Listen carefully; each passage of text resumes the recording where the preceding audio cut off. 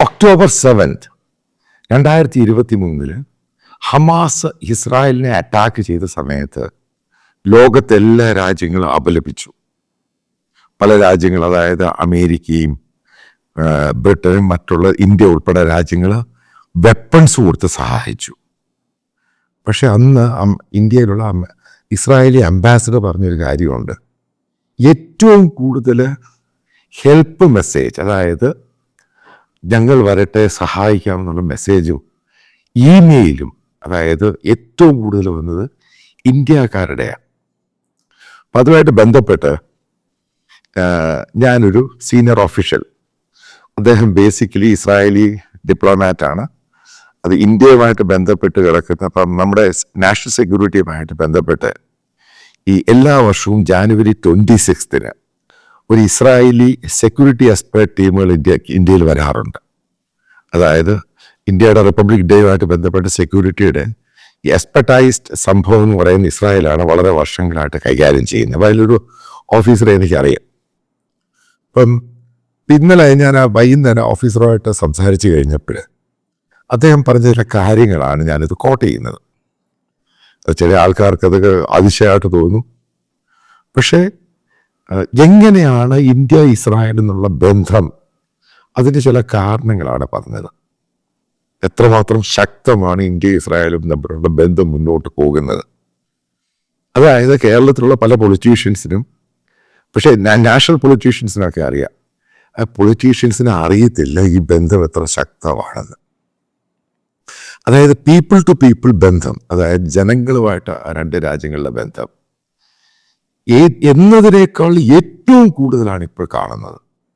അദ്ദേഹം പറയുന്നത് ഇതുമായിട്ട് ബന്ധപ്പെട്ട് പല രാജ്യങ്ങളുടെ സഹായങ്ങൾ വരുന്നു, കണ്ടോളൻസ് വരുന്നു, ദുഃഖം രേഖപ്പെടുത്തി.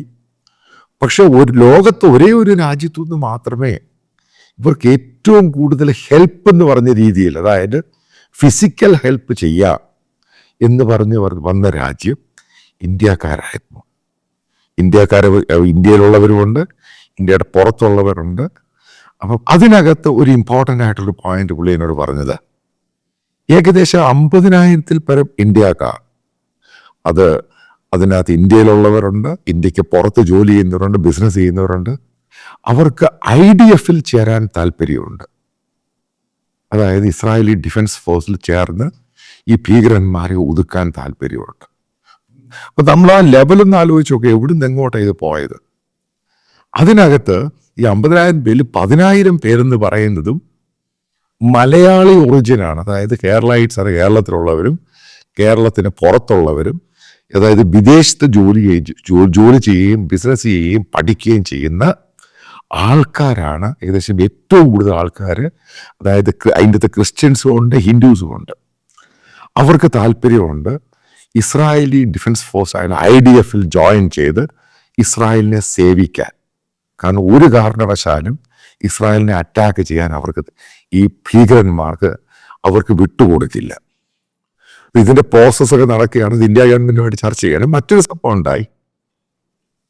ഇതേപോലെ അറ്റാക്ക് ഉണ്ടായ സമയത്ത് ഈ RSS ലീഡേഴ്സ് ഈ ഇസ്രായേലി അഡ്മിനിസ്ട്രേഷനുമായിട്ടും ഇസ്രായേൽ എംബസിയുമായിട്ടും ടെല്ലവീവിലും പോയിരുന്നു. അവരും പറഞ്ഞു അവരുടെ കേഡേഴ്സ് ഏതെങ്കിലും രീതിയിലുള്ള ആവശ്യങ്ങളുണ്ടെങ്കിൽ ഇവിടെ വന്ന് സഹായിക്കാൻ തയ്യാറാണ്.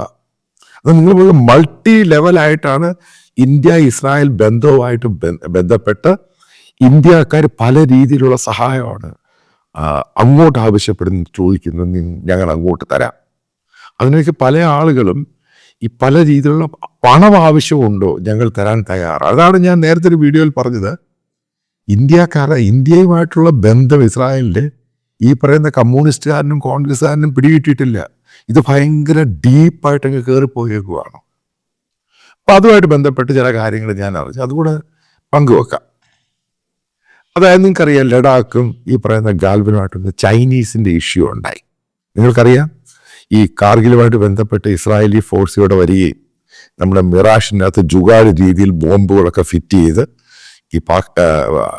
ഈ പാകിസ്ഥാൻ പട്ടാളക്കാർക്കെതിരെ, തീവ്രവാദികൾക്കെതിരെ, കാരണം ഫുട് പ്രിന്റ് മുഴുവൻ ഇസ്രായേലാണ് ചെയ്തത്, അതിൻ്റെ ഓപ്പറേഷൻസ് മുഴുവൻ ഡിസൈൻ ചെയ്തത്. പെട്ടെന്നാണ് അവർ വന്നത്, ഹെൽപ്പ് ചെയ്യാൻ വന്നത്. അതേപോലെ തന്നെ ബാലാക്കോട്ട് ഇൻസിഡൻറ്റുമായിട്ട് ബന്ധപ്പെട്ട് എങ്ങനെയാണ് പാകിസ്ഥാൻ ടെറിട്ടറി കയറി അറ്റാക്ക് ചെയ്ത് അതും ഡിസൈൻ ചെയ്ത് ഇസ്രായേലീസാണ്. കാരണം അന്ന് ഗ്ലോബലായിട്ടുള്ള മീഡിയകളിലൊക്കെ Israeli footprint is there, how India attacked Pakistan territory. അപ്പം അത് അന്ന് ശരിക്കും ലേഖനങ്ങളും റിപ്പോർട്ടൊക്കെ വന്നിരുന്നു. പക്ഷേ ഈ ചൈനയുടെ ഇഷ്യൂ ഉണ്ടായിക്കഴിഞ്ഞപ്പോൾ ചൈന ഒരു പൊട്ടൻഷ്യൽ ത്രെട്ട് തന്നെയാണ് ഇന്ത്യക്ക് എപ്പോഴും. ഇപ്പം ഇസ്രായേലിൻ്റെ അവിടുത്തെ സീനിയർ ആയിട്ടുള്ള ഒഫീഷ്യൽസ് ഇന്ത്യയിൽ വന്നു കഴിഞ്ഞ് ഇന്ത്യ ഗവൺമെൻറ് ഡിഫൻസ് മിനിസ്ട്രിയുമായിട്ടും പട്ടാളക്കാരുമായിട്ട് സംസാരിക്കുന്നു. അപ്പം അവർ പറഞ്ഞൊരു വാഗ്ദാനമുണ്ട്, അവർക്ക് ബേസ് കൊടുത്താൽ മതി, അവരുടെ 3-4 സ്ക്വാഡ്രൺ എയർക്രാഫ്റ്റ് വരും. അത് വന്നു കഴിഞ്ഞിട്ട് ഈ ചൈന ഇനി അറ്റാക്ക് ചെയ്യാൻ ശ്രമിക്കുകയാണെങ്കിൽ ഇന്ത്യൻ എയർഫോഴ്സിൻ്റെ കൂടെ നിന്ന് ചൈനീസ് ടെറിട്ടറി അറ്റാക്ക് ചെയ്യാം, റിട്ടാലിയേഷൻ നടത്താം. ഇതൊക്കെ ഓരോ കാര്യങ്ങൾ ഓരോന്ന് പുറത്തു വന്നുകൊണ്ടിരിക്കുകയാണ്. അപ്പോൾ ഇതിൻ്റെ ജോയിൻ്റ് ആയിട്ടുള്ള എക്സർസൈസ് ഓൾറെഡി ഇന്ത്യൻ ഡിഫൻസും ഇസ്രായേലി ഡിഫൻസുമായിട്ട് ജോയിൻ്റ് എക്സർസൈസ് സാധാരണയായിട്ട് നടക്കുന്നത്. പക്ഷേ ഇതുമായിട്ട് ബന്ധപ്പെട്ട് ഡിസൈൻ ചെയ്ത് ഏത് എയർപോർട്ട് കൊടുക്കണം എന്നുള്ള കാര്യത്തെ പറ്റിയുള്ള ഇനിഷ്യൽ ഡിസ്കഷനൊക്കെ നടന്നു എന്നാണ് അറിയുന്നത്. കാരണം ഇസ്രായേലിൻ്റെ താല്പര്യമാണ് ഒരു കാരണവശാലും ചൈനയാണെങ്കിൽ ലോകത്തൊരു രാജ്യവും ഇന്ത്യയെ അറ്റാക്ക് ചെയ്യാൻ അവർ സമ്മതിക്കില്ല. ഇതവരുടെ ഒരു നിലപാടിൻ്റെ ഭാഗമായിട്ടാണ് ബെഞ്ചമിൻ നെതന്യാഹു ഒരു ടീമിനെ വിടുന്നത്. ഏതൊക്കെ രീതിയിൽ ചൈന അറ്റാക്ക് ചെയ്യാൻ ശ്രമിക്കും അതിനെ പ്രതിരോധം. അതേപോലെ ഇന്ത്യക്ക് എയർ ഡിഫൻസ് സിസ്റ്റം അത് ആ സമയത്ത് ഇന്ത്യ ഇസ്രായേലിൻ്റെ കയ്യിൽ നിന്നും വാങ്ങി. അതായത് ഇസ്രായേൽ നമുക്ക് എത്തിച്ചു തന്നു ഈ സംഭവം എങ്ങനെയാണ്. ഇപ്പോൾ അവിടുന്ന് മിസൈൽ വരുവാണെങ്കിൽ ഇന്ത്യൻ സിറ്റീസിലോട്ട് വരുവാണെങ്കിൽ അതിനെ എങ്ങനെ പ്രതിരോധിക്കാം, ഇതിൻ്റെയൊക്കെ സംഭവം അന്നുണ്ടായി. അത് ഇന്ത്യ കംപ്ലീറ്റ് പ്രിപ്പയർ ആയിരുന്നു. ഇൻ കേസ് ഈ ചൈന കയറി അടിക്കുവാണെങ്കിൽ എങ്ങനെ കയറി അടി. കാരണം ചൈനയെ നമ്മൾ ഒരിക്കലും പാകിസ്ഥാനായിട്ട് കണക്കാക്കാൻ പറ്റത്തില്ല. കാരണം നേരത്തെ ചൈന ഇന്ത്യ ആക്രമിച്ച് ഇന്ത്യൻ ടെറിട്ടറി അവർ എടുത്തിട്ടുണ്ട്. ഈ പറയുന്ന രാഹുൽ പറയുന്ന പോലൊന്നും അല്ല. മോദി ഗവൺമെൻറ് വളരെ ആക്റ്റീവും പ്രൊആക്റ്റീവും ആയിരുന്നു എങ്ങനെ നേരിടണം. അതിൻ്റെ ഭാഗമായിട്ട് അമേരിക്കൻ താല്പര്യത്തിൻ്റെ ഭാഗമായിട്ടാണ് ഇസ്രായേലി ടീം ഇവിടെ എത്തുന്നത്. അപ്പം അതൊരു വലിയൊരു ഡിപ്ലോയ്മെൻറ്റ് സംഭവങ്ങളൊക്കെ ആകുന്ന ആ സമയത്ത് ഈ സംഭവം പതുക്കെ തണുത്തു. അതായത് ഇസ്രായേലി സേന വളരെ പ്രിപ്പയർ ആയിട്ടിരിക്കുമായിരുന്നു ഇന്ത്യയിലോട്ട് വന്ന്. അതായത് അവരുടെ എയർ ഡിഫൻസ് സിസ്റ്റവും ആ സമയത്ത് നമുക്ക് തരികയും ചെയ്തു. അതേപോലെ തന്നെ ഇസ്രായേലി എയർഫോഴ്സ് ചൈനയെ അറ്റാക്ക് ചെയ്യാൻ തയ്യാറായിട്ട് ഡിസൈൻ ചെയ്ത കാര്യങ്ങളൊക്കെ അത്രമാത്രം പ്രോഗ്രസ് ആയിട്ട് മുന്നോട്ട് പോയി നമ്മൾ. പക്ഷെ വളരെ സീക്രട്ട് ഓപ്പറേഷനായിരുന്നു. അതായത് മനസ്സിലാക്കുക, നമ്മളെ അറ്റാക്ക് ചെയ്യാൻ ഒരു കാരണവശാലും അറ്റാക്ക് ചെയ്യാൻ ഇസ്രായേൽ സമ്മതിക്കത്തില്ല. ആ ഒരു ബന്ധം ഇന്ത്യ ഇസ്രായേലുമായിട്ടുണ്ടായി. ഇനി ആദ്യം പറഞ്ഞ ചാപ്റ്ററിലോട്ട് ഈ ടോപ്പിക്കിലോട്ട് വരാം. ഇപ്പം ഇസ്രായേലി ഡിഫൻസിൽ ജോയിൻ ചെയ്യണമെന്ന് പറഞ്ഞ് ഇത്രയും ആപ്ലിക്കേഷൻ വന്നതിൽ ഏറ്റവും കൂടുതൽ മലയാളികളുടെ. അത് കേരളത്തിലെ പൊളിറ്റീഷ്യൻസിന് മനസ്സിലായില്ലെന്ന് പറയുമ്പം നിങ്ങൾ ആദ്യം മനസ്സിലാക്കേണ്ട ഒരു സംഭവമുണ്ട്. അതായത് ഈ കേരളത്തിലെ ക്രിസ്ത്യൻസിൽ വലിയൊരു ഭൂരിഭാഗവും, അതായത് 90% ഇസ്രായേൽ എന്ന് പറഞ്ഞ രാജ്യം അവരുടെ ഇമോഷണൽ സംഭവമാണ്. അവർ ഇന്ത്യയെ പോലെ തന്നെ ഇസ്രായേലിനെ കാണുന്നുണ്ട്. ഇന്ത്യ മാതൃരാജ്യമാണ്. പക്ഷേ ഇസ്രായേൽ എന്ന് പറയുന്നത് ക്രൈസ്റ്റുമായിട്ട് കണക്റ്റഡ് ആണ്. എങ്ങനെയാണ് മുസ്ലിങ്ങൾക്ക് മെക്ക, അതേപോലെ തന്നെയാണ് ഈ ക്രിസ്ത്യൻ കമ്മ്യൂണിറ്റിക്ക് ഇസ്രായേലുമായിട്ടുള്ള ബന്ധം. അത് ആദ്യം നിങ്ങളുടെ തലയിലിടുക. അപ്പോൾ അതിൻ്റെ പേരിലാണ് ഇത്രയും ആപ്ലിക്കേഷൻ പോയത്. ലോകത്തിൻ്റെ വിവിധ ഭാഗങ്ങളിൽ നിന്ന് മലയാളികൾ ഈ ആപ്ലിക്കേഷൻ അയച്ചു. കാരണം അവർ ഇസ്രായേലിൻ്റെ അതിൻ്റെ ട്രെയിനിങ് കഴിഞ്ഞ് ഇതേപോലെ ടെററിസ്റ്റിനെ അറ്റാക്ക് ചെയ്യാൻ അവർ തയ്യാറാണ്. അയ്യോ, സത്യം പറഞ്ഞ് ഇത് ഞാൻ കേട്ടുകഴിയുമ്പോൾ ഞാൻ തന്നെ ഷോക്കായിപ്പോയി. കാരണം എനിക്ക് ആദ്യത്തെ കിട്ടുന്ന അറിവാണ്. കാരണം അവിടെ ഹെൽപ്പ് ചെയ്യാൻ പോകുന്ന കാര്യങ്ങളൊക്കെ ഫൈൻ, പക്ഷേ അവിടുത്തെ പട്ടാളത്തിൽ പോയി ജോയിൻ ചെയ്യുക എന്ന് പറയുന്നത്. കാരണം നിങ്ങൾ മനസ്സിലാക്കേണ്ടത്, കേരളത്തിലെ ക്രിസ്ത്യൻ കമ്മ്യൂണിറ്റി എന്ന് പറയുന്നത് ആദ്യകാലം മുതലേ ഇന്ത്യൻ പട്ടാളത്തിൽ വളരെ ആക്റ്റീവാണ്. അപ്പോൾ 71 വാറിലൊക്കെ എത്രയോ എഫ്രീൻ ക്രിസ്ത്യൻസ് കമ്മ്യൂണിറ്റി ആക്റ്റീവായിരുന്നു. കാരണം അവർ വളരെ ഡിസിപ്ലിൻ ആയിട്ടുള്ള സംഭവമാണ് ഈ കാര്യം. അപ്പോൾ അവർക്കത് തയ്യാറായി. കാരണം ഒരു കാരണവശാലും ഇസ്രായേലിനെ ബോംബ് ചെയ്യാനോ ഈ പറയുന്ന ടെറർ ഗ്രൂപ്പ് ശ്രമിക്കുകയാണെങ്കിൽ അവർക്കെന്ത് ചെയ്യാൻ കഴിയും. ഇതിനകത്ത് പല ആൾക്കാരും അവർക്ക് സിറ്റിസൺ പോലും എടുക്കാൻ തയ്യാറാണ്. അവർ അങ്ങോട്ട് അവരുടെ അതായത് അവർ താമസിക്കുന്ന പലയിടത്തും അങ്ങോട്ട് ഷിഫ്റ്റ് ചെയ്യാനും തയ്യാറാണ്. ഇത് ഇസ്രായേൽ സീരിയസ് ആയിട്ട് ആലോചിക്കുന്ന ഒരു വിഷയമാണ്. കാരണം ഈ പാലസ്തീൻ്റെ വെസ്റ്റ് ബാങ്ക് അവർ പിടിച്ചെടുത്തു, അത് അനക്സേഷൻ ആക്കാൻ പോകുന്നു.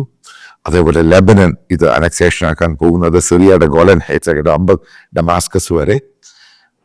ഇവിടൊക്കെ ആൾക്കാരെ പുതിയതായിട്ട് വേണം.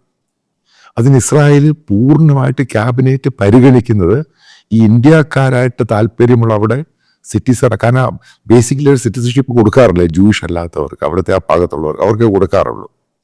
പക്ഷെ ഈ ഒരു സന്ദർഭത്തിൽ ഇത്രയും താമസിക്കുന്ന ആളുകൾ അവിടെ വേണം. അതിനകത്ത് ഈ ആപ്ലിക്കേഷൻ അവർ സീരിയസ് ആയിട്ട് പരിഗണിക്കുന്നു എന്നാണ് ഈ പറയുന്ന ഓഫീസറിൽ നിന്ന് മനസ്സിലാക്കാൻ സാധിക്കുന്നത്. പിന്നെ മറ്റൊരു വലിയ ഡെവലപ്മെന്റ് ഉണ്ടായി. ഇതൊക്കെ ഇപ്പോഴാണ് ബേസിക്കലി ഇന്നലെ ആ ഓഫീസറുമായിട്ട് സംസാരിച്ചപ്പോഴാണ് പിടികിട്ടിയത്. ഇപ്പൊ ട്രംപ് അഡ്മിനിസ്ട്രേഷൻ അധികാരത്തിൽ കയറി കഴിഞ്ഞപ്പോൾ ഏകദേശം 18,000-ഓളം ഇന്ത്യക്കാർ ഇല്ലീഗലി അമേരിക്കയിൽ താമസിക്കുന്നുണ്ട്. അപ്പൊ ഇന്ത്യൻ എക്സ്റ്റേണൽ അഫയേഴ്സ് സെക്രട്ടറി ജയശങ്കറുമായിട്ട് സംസാരിച്ച സമയത്ത് ഇന്ത്യ ഗവൺമെന്റ് ഒരു പ്രശ്നവുമില്ലാതെ പറഞ്ഞ് ഈ 18,000 ഇന്ത്യക്കാരെ ഞങ്ങൾ തിരിച്ചു കൊണ്ടുപോകാൻ തയ്യാറാണ്, ഞങ്ങളുടെ ചെലവിൽ, അതായത് ഇന്ത്യയുടെ ചെലവിൽ ഇവരെ തിരിച്ചു കൊണ്ടുപോകാൻ തയ്യാറാണ്, ഞങ്ങൾക്ക് യാതൊരു പ്രശ്നവുമില്ല.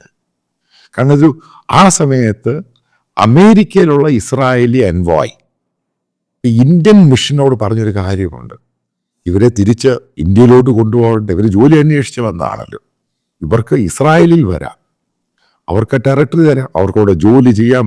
അതാണ് സംഭവം. അതായത് ഇസ്രായേൽ എന്ന് പറയുന്നത് ഡെവലപ്പ് ചെയ്യുമ്പോൾ കൂടുതൽ വികസിപ്പിക്കുമ്പോൾ അതിൻ്റെ അകത്ത് ഇന്ത്യക്കാരെ കൂടുതൽ എടുക്കാനുള്ള താല്പര്യം കാണിച്ചിട്ടുണ്ട്. കാരണം ഇന്ത്യക്കാരെ വിശ്വസിക്കാം. കാരണം ഇന്ത്യ ഇസ്രായേൽ ബന്ധം അത്ര ശക്തമാണ്. പ്രത്യേകിച്ച് കേരളത്തിലെ ക്രൈസ്തവരാണെങ്കിൽ അവരും ഈ പറയുന്ന ഇസ്രായേൽ അവരുടെ ഏറ്റവും അടുത്ത രാജ്യമായിട്ട് ഇവിടെ ഹൃദയത്തിൽ വെച്ചുകൊണ്ട് നടക്കുന്നതാണ്. അപ്പം ഇങ്ങനൊരു പോസിബിലിറ്റി വരാനുള്ള സമയത്ത് ഉണ്ടാകാനുള്ള സാധ്യത വളരെ കൂടുതലാണ്. കാരണം അവർക്ക് ആൾക്കാരെ വേണം. ഇപ്പം നാച്ചുറലായിട്ട് അവർക്ക് ഏറ്റവും വിശ്വസിക്കാൻ കൊള്ളുന്ന ഒരു സംഭവം എന്ന് പറയുന്നത് ഇന്ത്യക്കാരാണ്, മിടുക്കരാണ്. കാരണം വാരിയേഴ്സും കൂടെ, കാരണം ഇന്ത്യൻ സൈന്യമാണ്, ഇതൊക്കെ അറിയുന്നവരെ. കാരണം ഇവരുടെയൊക്കെ പല ഇന്ത്യക്കാരുടെയും പേരൻസും ഗ്രാൻഡ് പേരൻസും ഒക്കെ ഇന്ത്യൻ ആർമിയിലൊക്കെ ജോലി ചെയ്തവർ, അവരുടെ ബന്ധുക്കൾ, അവർക്ക് എന്തുവാണ് സൈന്യമെന്ന് അറിയാം. അപ്പം ഇങ്ങനൊരു പോസിബിലിറ്റി നമുക്ക് തള്ളിക്കളയാൻ പറ്റത്തില്ല. അങ്ങനെയാണ് ഓഫീസർ പറയുന്നത്. കാരണം ഇന്ത്യ ഗവൺമെൻറ്റുമായിട്ട് ഇതിനെപ്പറ്റി നെഗോഷിയേറ്റ് ചെയ്യുന്നുണ്ട്. കാരണം ഇപ്പം ഇന്ത്യയുടെ സിറ്റിസൺഷിപ്പ് പോലും വിട്ടിട്ട് പോയേക്കുന്ന പല ആൾക്കാർക്കും ഇസ്രായേലിൽ വന്ന് സ്ഥിരതാമസമാക്കി അവിടെ സിറ്റിസൺഷിപ്പ് എടുക്കാൻ താല്പര്യമുണ്ട്. അങ്ങനെ പല ലെറ്റേഴ്സ് അവർക്ക് കിട്ടുന്നുണ്ട്, പല മെസ്സേജുകൾ കിട്ടുന്നുണ്ട്, അവരുടെ എംബസികളുമായിട്ട് പലരും സംസാരിക്കുന്നുണ്ട്. അപ്പം ഇങ്ങനൊരു പോസിബിലിറ്റി വന്നു കഴിഞ്ഞാൽ ഇന്ത്യ ഗവൺമെൻറ് അക്സെപ്റ്റ് ചെയ്യാൻ താല്പര്യം. അങ്ങനെ വരികയാണെങ്കിൽ മനസ്സിലാക്കുക, ഏഷ്യയിൽ ഏറ്റവും വലിയ ശക്തിയായിട്ട് ഇന്ത്യ ഇസ്രായേൽ കോമ്പിനേഷൻ മാറും. പിന്നെ ചൈനയല്ല, കൂടുതലല്ല, ഒരു രാജ്യത്തിന് നമ്മളെ തൊടാൻ പറ്റത്തില്ല. അപ്പം അതൊക്കെ വരാനുള്ള സമയത്ത് വലിയൊരു സംഭവമായിട്ട് മാറുമെന്നുള്ളതാണ് എൻ്റെ ഒരു കണക്കുകൂട്ടൽ.